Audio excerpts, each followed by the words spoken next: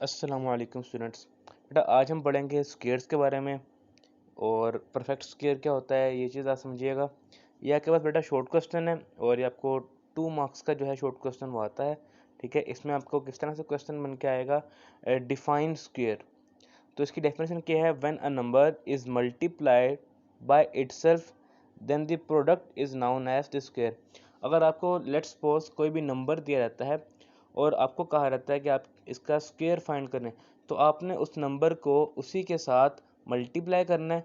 जो आपके पास प्रोडक्ट आ रही है, जो आपके पास आंसर आ रही है बेटा, वो क्या कहलाएगा आपके पास, स्क्वायर।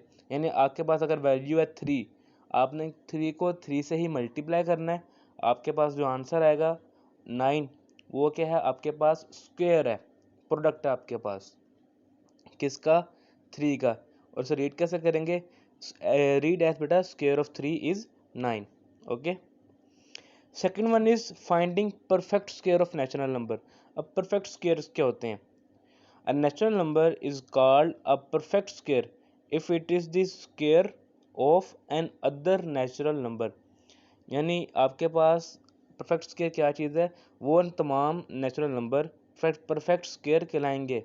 कब, जब वो स्क्वायर हो किसी दूसरे नेचुरल नंबर की। यानी जैसे आपके पास 4 है, तो ये क्या है, परफेक्ट स्क्वायर है। क्यों, क्योंकि 4 बेसिकली किसका स्क्वायर है, 2 का स्क्वायर है। 2 आपके पास नेचुरल नंबर है, उसका जो स्क्वायर है बेटा आपके पास वो 4 है। ओके, तो इसी वजह से 4, 16, 25 ये तमाम आपके पास परफेक्ट स्क्वायर्स कहलाएंगे।